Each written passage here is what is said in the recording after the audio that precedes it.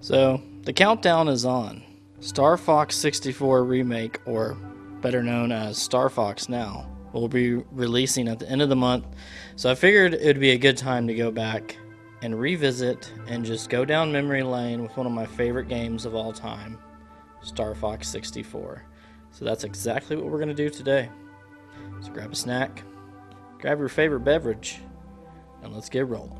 Right off the bat, I have to say that Star Fox 64 is by far my favorite Nintendo 64 game. It is the one I revisit time and time again. Even the making of this video, I went back and beat it on the hard mode, well, the hard route, to get the true ending with Andros and Fox's dad, James.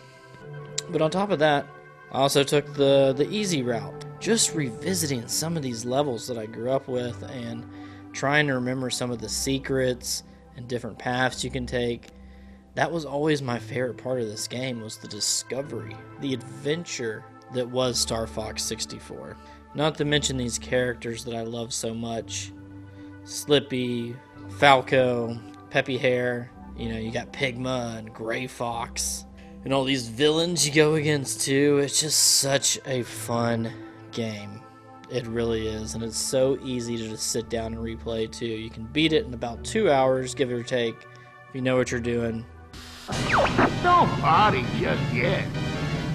And I just have a blast every time I go back to it. So to be honest with you, hearing about the leaks that got out with the remake of Star Fox and with Ocarina of Time, it was kind of a system seller. Those were the two games that I love. So I had to get this console. And not to mention, they are going to raise the price in September.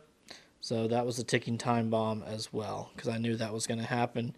You saw it happen with PlayStation and even Xbox, I believe, so why not the Nintendo Switch? And also, if you're wondering why I'm holding the mic like this and I normally have it right here, it's because I've had some weird audio dips in the last few videos, so I'm going to see if this is any better. I'm super excited about the remake of Star Fox. I think the character designs look great. I don't know what all the discussion was about. I think it's because people just have to have something to talk about when games come out, and we just kind of nitpick anything nowadays. The thing that drives me crazy about this is the people that just criticize it to no return and then are just going to praise it as soon as it comes out. Just take a step back and wait till the game comes out before you put out every opinion that comes out of your head. That's my advice. It's just like the Silent Hill 2 remake. Everyone just losing their shit over that combat trailer, and then it comes out and it's one of the greatest games of that year. And this one will be too. Everybody will be playing it. It'll be the biggest thing ever when it comes out, so the criticism was kind of hilarious to me. Yes, they're remaking Star Fox, but I honestly think they're remaking this because they're rebooting the series. I think they're going to take it to another level. Star Fox 2, just keep creating games. They just have to get this to a newer audience, a younger audience. Some people I work with don't even know what Star Fox is, so you gotta get that point across. I think it'll sell just fine. I hope it does, because it deserves all the glory and all the praise, because it's an amazing franchise and an amazing game. But enough with the remake for now. Let's talk about Star Fox 64. The controls of this game and the atmosphere are fantastic. For an N64 game, I mean, when you're flying across the water and hovering right above it, and you can see the water just I just thought that was so cool as a kid.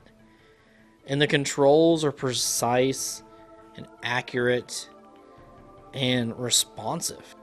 When you mess up in this game, it's your fault. It's not the controls. And there is some real skill that goes into this, especially if you're taking the more difficult paths. Some of these things you're not going to be able to figure out on your own. I'm going to be straight up with that. But that was what was so cool about this game. Just the playground secrets you would hear. Oh, I got to Aquas by doing this. And wow, I didn't even know there was a submarine in the game. Wait, you can be in a tank? And all this stuff, just finding out as a kid, just blew my mind. Because you go through it in the regular route, and you think you've seen it all. but you're really just scratching the surface. And that's why this game is so replayable, because there's so many different routes you can take. It takes some real skill to go through them, and some knowledge you have to obtain. There was a few things I forgot, and I had to look up, even replaying this. And that's what was so fun. Like, some of the bosses had such great personalities, and were just like so charismatic and comedic at times too.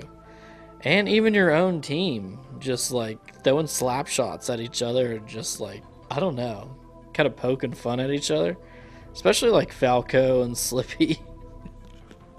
I don't know, it just cracks me up. There's a lot of personality in this game, and I know it'll translate over in the remake. A lot of people are worried about like Fox looking too serious and all this stuff. I think it's going to be just fine. And it's obviously taking a big inspiration from Star Wars, which that's always been there. You know, with the hologram talking to, I forgot the general's name, but it's very Star Wars-esque, you know, talking to like Yoda with the hologram and all that stuff. I think it's going to be great.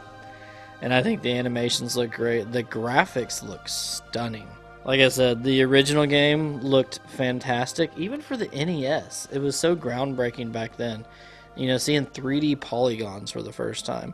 And that game still holds up fun too. Still holds up well too. It's a lot of fun. Challenging too. I haven't fully beaten that one, especially on the hard mode. I've made it to Venom a few times though. I think that's kind of where I stalled out last time. But I need to go back and beat it. And Star Fox 2, that's on the mini NES. Don't have a lot of history with that one, but I need to play that one at some point too. This game right here, Star Fox 64, will always have a special place in my heart. Regardless of how the remake does, you always have the original to go back to. And that's what we can't lose sight with these remakes. You know, I know it's like a big deal when they happen, and a lot of people don't want to lose that original just feel of these games, but they're not going anywhere. Just because they're remaking something, it's fine. They're just updating it for modern platform. It's all good. Let's give it a chance to actually come out and see how it is, but I already know it's going to be fantastic, and I cannot wait. I'm pretty sure I'm filming this the day before the Nintendo Direct. Pretty sure they're going to be announcing Zelda. I really hope so. Oh my goodness. Ocarina of Time remake, I'm going to lose my shit when that game comes out. It's a lot to keep up with right now, and that's a good problem to have as gamers. But we can't play it all. That's why I'm just not even trying. I've been having so much fun with my Switch too. I've barely picked up my PS5 since I've gotten it. And it's just making gaming fun again. Like playing these games like Donkey Kong, Star Fox, Zelda. They just, like I've been replaying Breath of the Wild because I bought the upgrade package for Switch 2. And I never beat it. I put like 30 hours into it. So I'm going back and playing that. And it's just been a joy. Like it's just pure fun. I don't know. It just makes me feel like a kid again. Not a lot of other things can do that, especially like PlayStation. I feel like I play a lot of like serious stuff, and I think there's a time or place for everything. But it's been a lot of fun having the Switch too. And there's so many great titles coming around the horizon, and the third-party support has been incredible. A lot of my games I'm going to be buying for Switch 2, unless it's like obviously something where I want the graphics to be kind of top tier, and then I'll probably get the PS5 version. And there's more sales with PS5, you know. Prices don't really break with Nintendo, which is pretty amazing on their part, and I honestly respect it. I don't like it at times, but the fact that they can do this and get away with it for so long. I remember like the N64 games when games were like $65, $80, $70. So they've been doing this for a long time. They are no stranger to $80 games, and they are no stranger to charging them $80. I'll be surprised.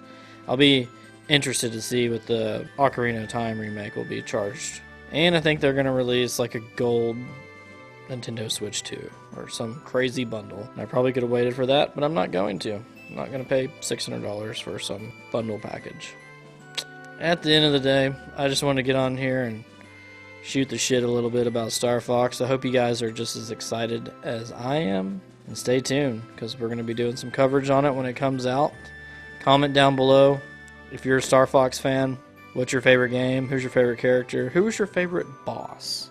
I want to know who your favorite Star Fox boss was in the comments below. So let me know.